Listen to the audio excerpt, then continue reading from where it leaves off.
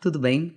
Eu sou Mariana Sgarione, sou jornalista e esse aqui é o PodCop 30, uma produção da FAAP em parceria com a Ideia Sustentável, que vai discutir a importância dos temas que serão tratados na COP 30, que pela primeira vez neste ano acontece no Brasil, em Belém do Pará, em novembro.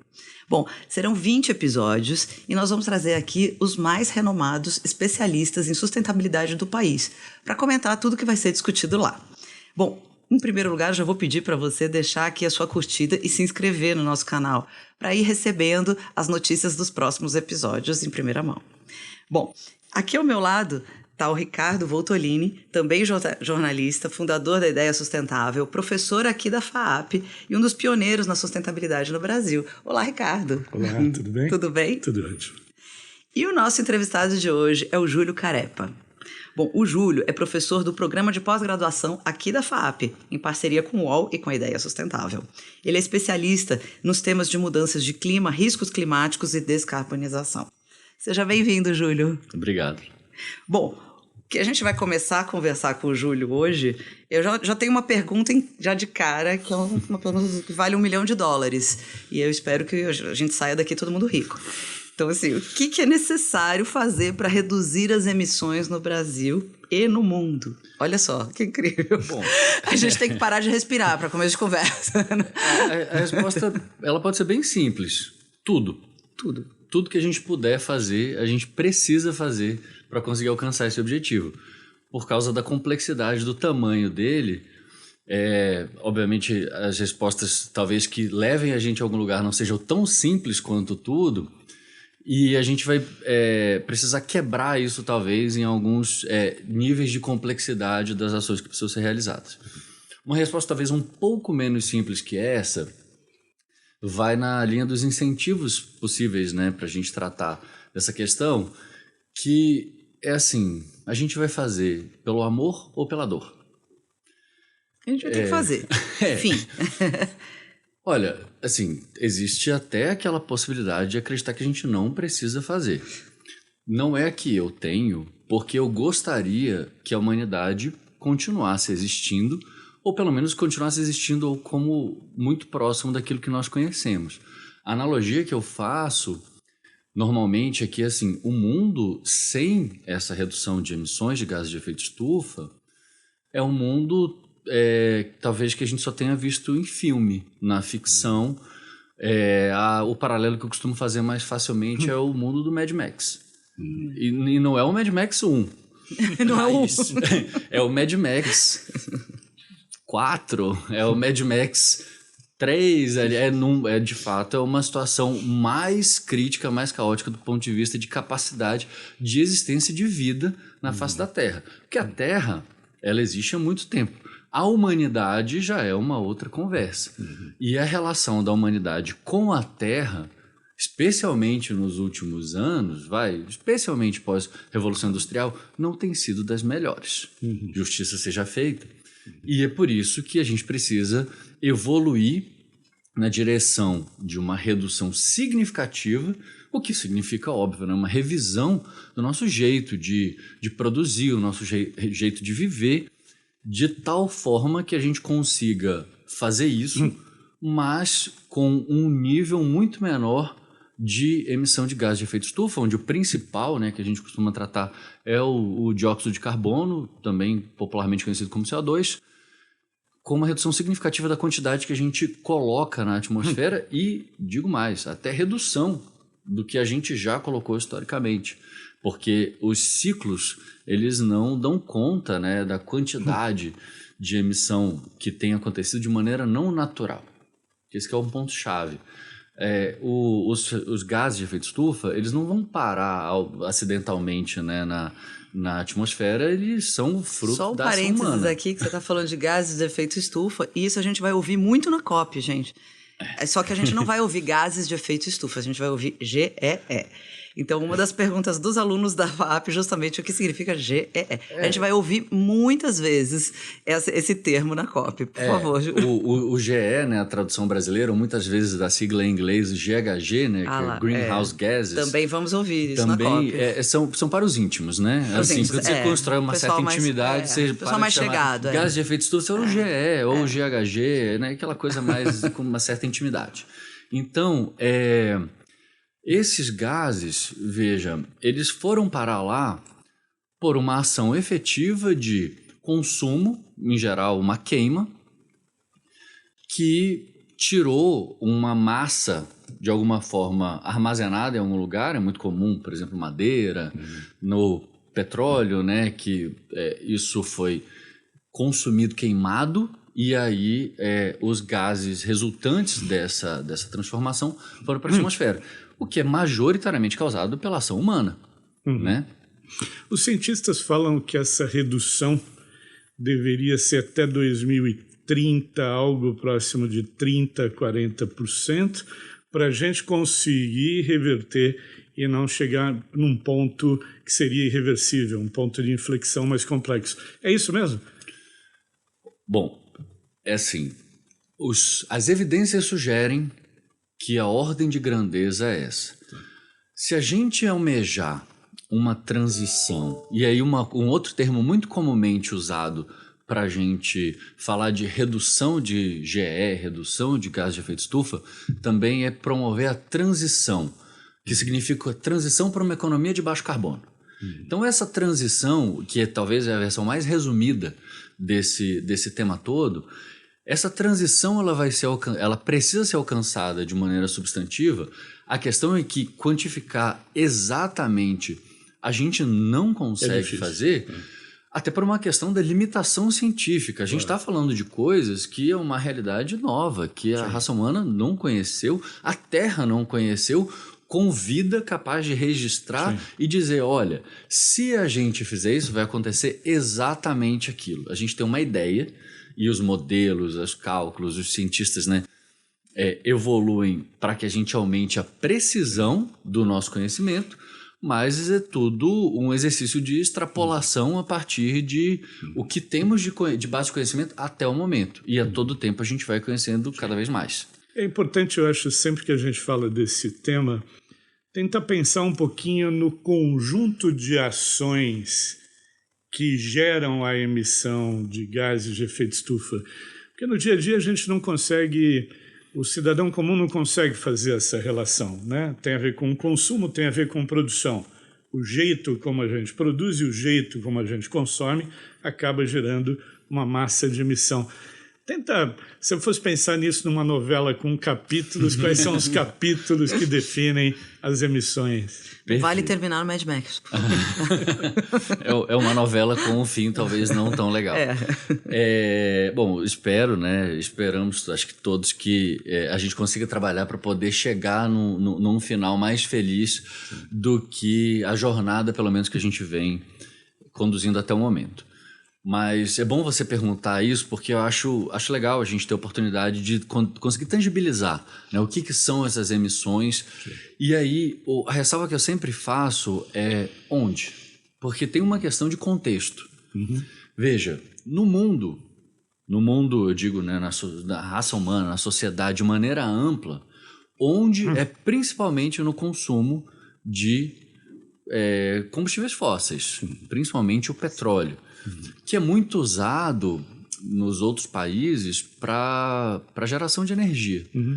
Tanto para o transporte quanto para geração de energia elétrica, para o consumo, para as ações do dia a dia. Enfim, a gente tem uma dependência enorme de energia elétrica, seja para produção, seja para a nossa vida.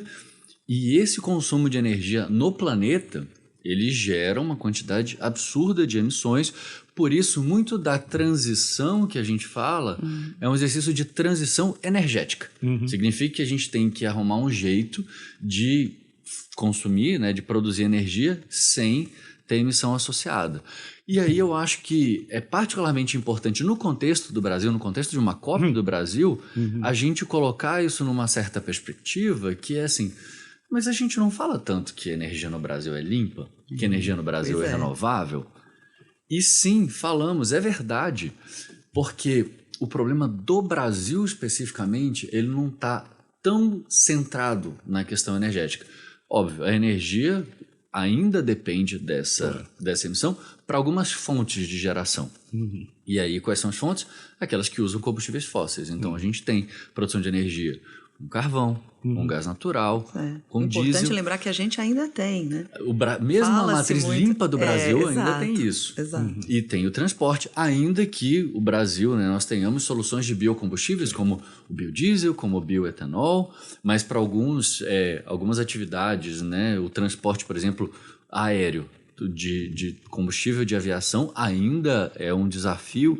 Como resolver essa situação do ponto de vista de combustíveis bio, né, de origem biológica, enfim. Claro. Então, veja, eu citei aqui produção de energia, seja para consumo de produção, para consumo de vida, diário, né, residencial, e citei os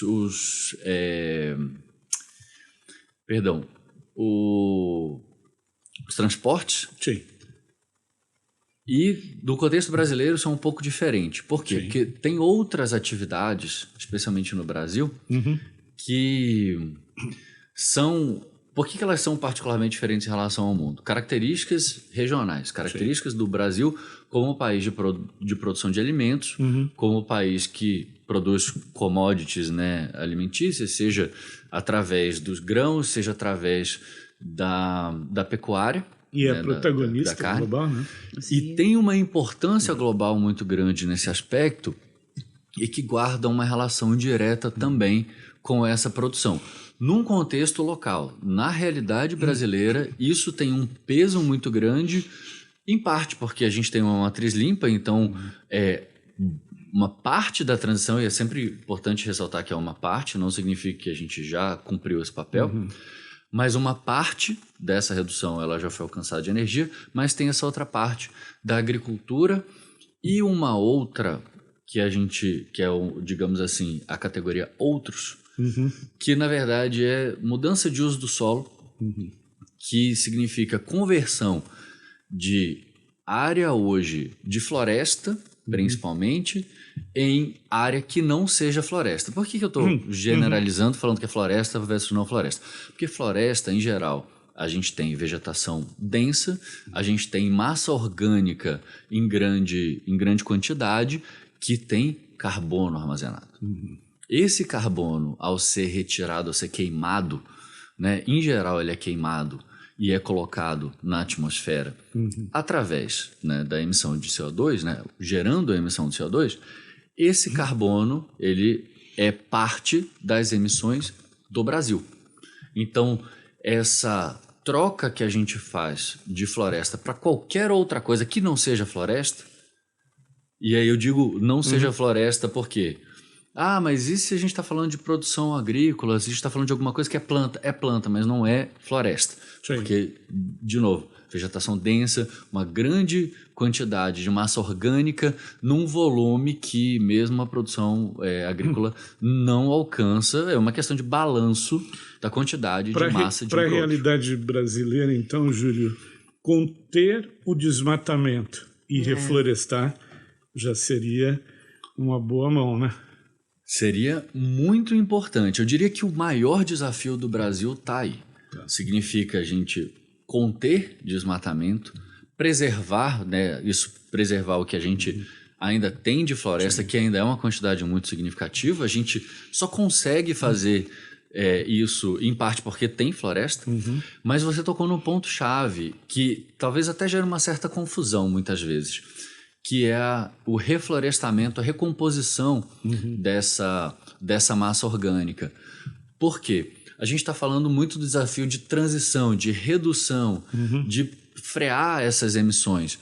Mas veja, o nosso desafio é tão grande para a gente poder reequilibrar o ecossistema, que a gente precisa também tirar uma parcela da quantidade de emissões que a gente já causou no passado, que vem causando, né? Tá todo dia, todo momento, a nossa vida é uma vida de consumo de energia, de combustível e tudo mais. Então, a gente também precisa fazer um trabalho de restauração, de recomposição disso, para conseguir tirar um pouco da atmosfera. Sim. E aí, às vezes, as pessoas... A gente está falando, né, sobre esse assunto, perguntam, mas as árvores elas não são uma forma de retirada dessa atmosfera, desse gás da atmosfera? Porque eu sempre tenho que fazer ressalva. Depende. Quando? E aí acho que isso talvez dificulte um pouco, né, a gente tratar desses assuntos, porque é um monte de depende, é um monte de veja bem, nunca tem resposta Por isso simples, que eu digo, né? não é uma pergunta difícil, não é? Pois Se fosse tão fácil... Queria que fosse mais fácil resolver, até para ser mais fácil fazer. Mas vamos lá, do ponto de vista de ação prática, por que depende se as florestas elas estão, em que momento que elas estão? Porque quando a floresta está crescendo, quando ela está alcançando a sua fase de maturação, isso demora. Mas durante esse período de maturação, acumula-se massa orgânica, né? Esse carbono ele é retirado da atmosfera através do processo, né, de fotossíntese de crescimento das árvores. Isso armazena carbono e isso gera um reservatório natural onde esse carbono saiu da atmosfera e ele foi parar nas árvores. Eu estou assim, fazendo de maneira bem simplória, né? Biólogas de plantão, por favor, não me mandem. Estou querendo Pensando fazer nessa ideia como um negócio, seria, e a urgência que isso demanda, seria mais interessante, então, preservar a floresta, né, o tempo de preservação seria mais interessante do que reflorestar do ponto de vista da economia de carbono, digamos assim. E só um complemento ao seu comentário, quando a gente refloresta, lembrando que assim, reflorestar não é jogar qualquer árvore em qualquer lugar. É você jogar um eucalipto em todos os lugares. Então eu estou reflorestando, eu reflorestei tudo isso aqui e botei qualquer árvore. Eu acho que tem vários dependes aí, né? Assim, vou começar pela pergunta do Ricardo. Eu não sei se eu conseguiria dizer que é melhor. Tá. Até voltando ao meu ponto inicial. Tudo é importante, tudo é necessário. Tá. Eu diria que a gente precisa preservar e a gente também precisa recompor. Porque tem algumas particularidades, eu acho que especialmente no contexto de uma COP que a gente está falando na Amazônia, né? Tem algumas particularidades que, assim, esse equilíbrio das florestas ele é algo muito sensível e delicado. Então, por exemplo, esse processo de captura de carbono durante a fase de maturação da floresta, ele acontece por um período que em muitas áreas a gente não sabe nem quando acaba. Entendi.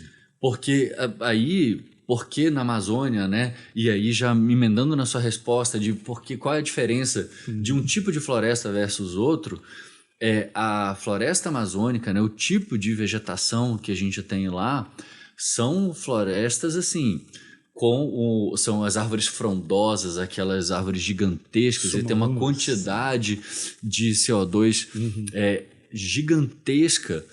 Aquela maturação, aquele processo, ele se alonga por bastante tempo, ele fica fazendo esse processo de captura durante um período enorme. E é uma vegetação nativa, né, cujo tipo ele está naturalmente adaptado, né, à região. Ele foi feito de maneira assim, ele aconteceu naturalmente, né? Aquele ecossistema ele está adaptado para aquela realidade.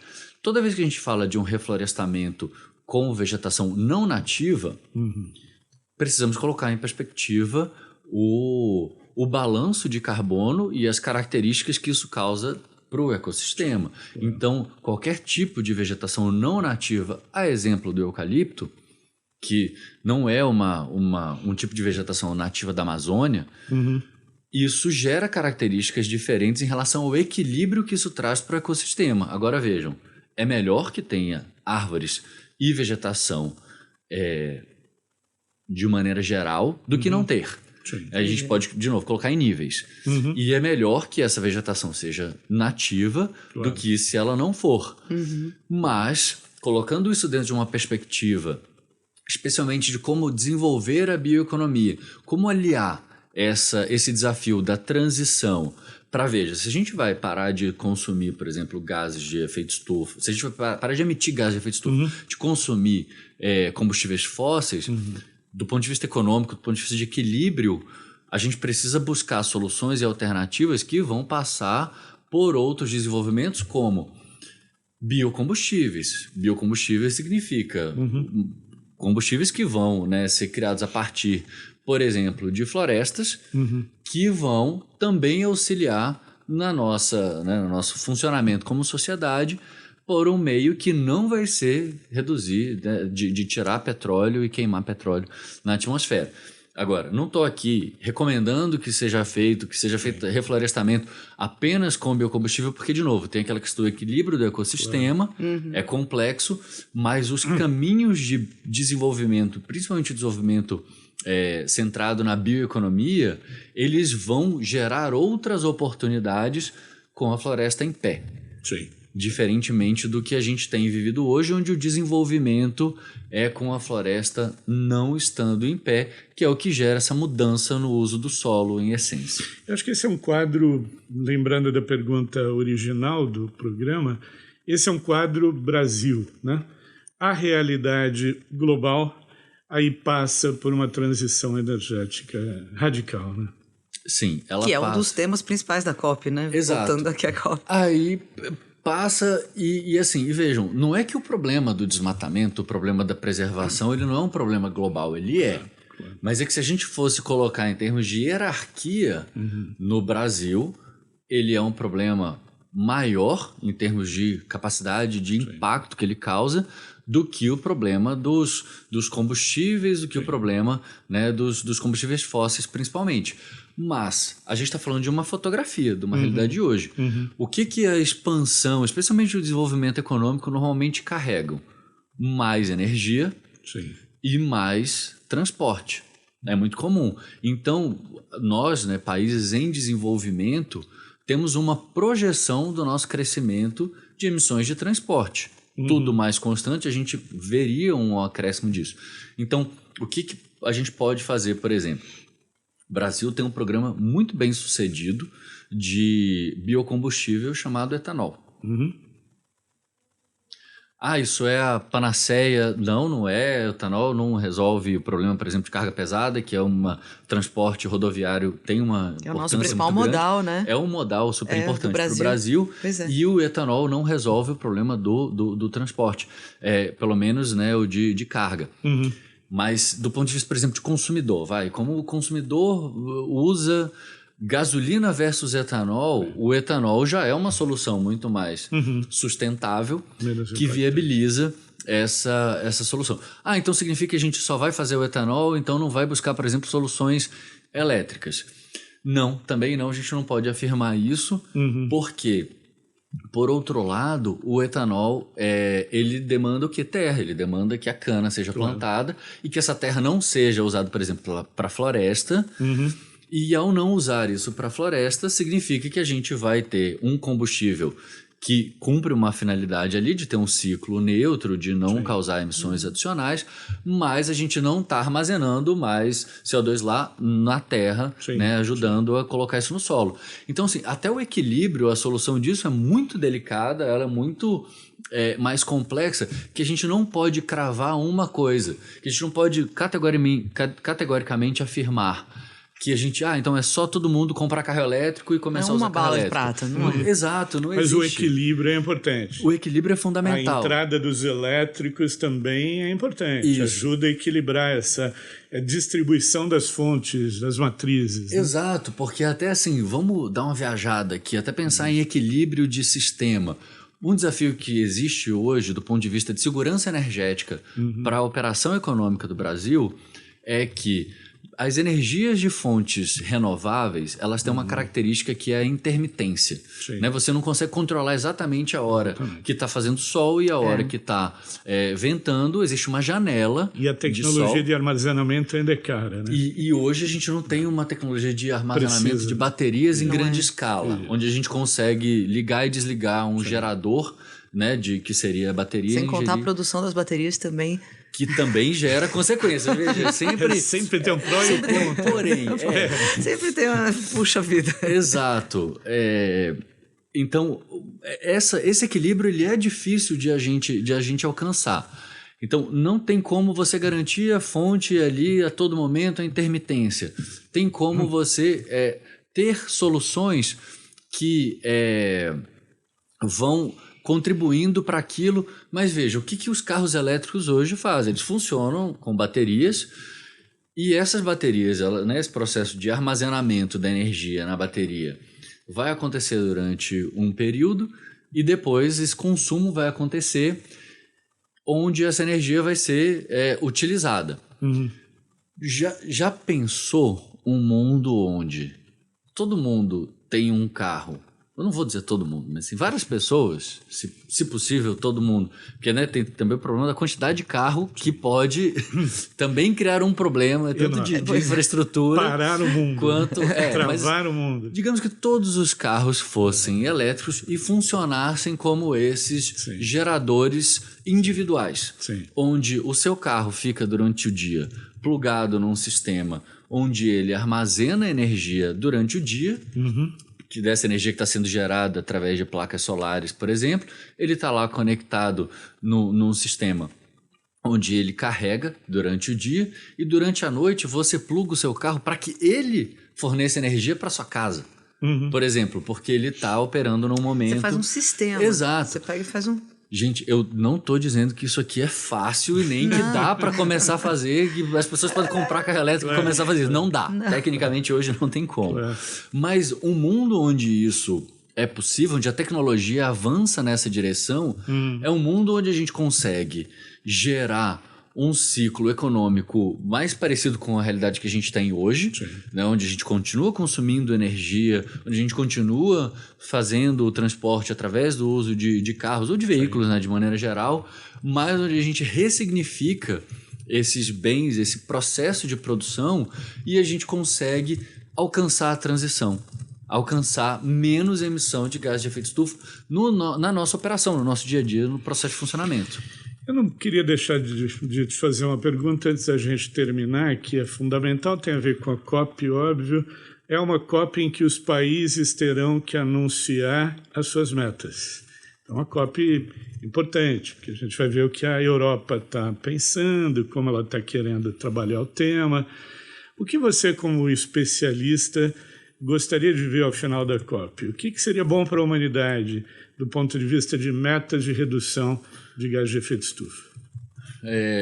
Bom, eu brinco que, assim, a gente avançou muito no Acordo de Paris, né? A COP de 2015, que não é a COP 15, mas a COP do Acordo de Paris de 2015, que foi a que levou a nossa ambição, o estabelecimento das metas nacionalmente determinadas, as contribuições nacionalmente determinadas, que nos levasse em direção a um mundo de regulação, né, de redução, de alcance da transição, mais próximo tanto de uma jornada de redução de abaixo de 2 graus, ambicionando a 1,5 grau de aumento de temperatura em relação ao período pré-industrial, né?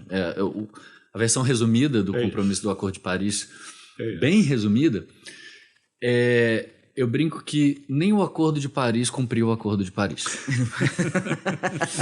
Que é assim, as metas somadas que foram apresentadas nacionalmente, as contribuições, no primeiro momento do Acordo de Paris, a conta não fecha. Não nos levarão a controlar a temperatura antes de 2 graus. Abaixo de 2, ou até 1,5. Elas não são suficientes para alcançar isso. O que é suficiente para alcançar 1,5 grau, que acho que é a conta mais fácil que todo mundo faz? Alcançar o famoso net zero. Sim. Que é a gente falar que tudo que a gente emite a gente está tirando de alguma forma, seja através de floresta, seja através de soluções tecnológicas de remoção, realmente ligar lá o aspirador de carbono, tirar o carbono da atmosfera e colocar ele em algum lugar, seja em pedra, seja armazenar em algum lugar onde ele não esteja, né, na atmosfera causando o efeito estufa. Sim. Tirar dele de um lugar onde ele causa o efeito estufa e colocar ele num lugar onde ele não causa. Sim. Exceto fazer esse nível, né, de redução do net zero, que é bastante desafiador do ponto de vista econômico e político, né, que a motivação econômica ela também tem uma influência política muito forte, o que a gente pode almejar é o mais próximo disso quanto possível. Então, dado que a gente ainda não tem compromissos globais que sejam ambiciosos o suficiente para alcançar esse objetivo, eu gostaria muito de ver, pelo menos, que a gente caminhasse mais próximo desse objetivo. E aí, a importância da Copa, a importância de um encontro onde as nações se veem, as nações estão em um lugar para fazer essa discussão, ela é fundamental para a gente chegar num consenso de que isso é uma prioridade global. E que é uma prioridade global onde a gente tem que buscar soluções mais voltadas para a floresta em pé, para a bioeconomia e para a transição energética, olhando para os potenciais da bioeconomia, como essas coisas se juntam, do que buscando um modelo onde a gente não vai comprometer o nosso consumo de combustíveis fósseis.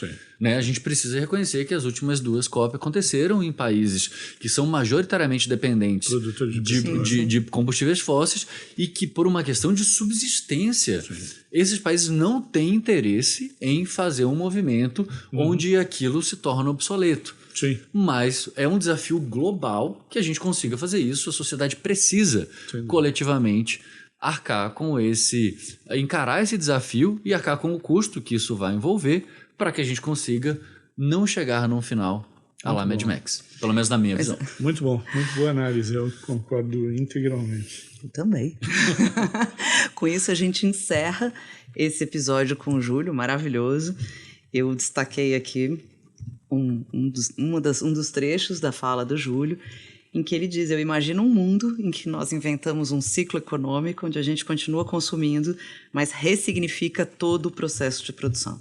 E assim a gente alcança menos emissão de gases de efeito estufa. Gente, muito obrigada. Obrigada, Júlio. Obrigada, Ricardo. Fiquem com a gente nos próximos episódios. Um abraço, até lá.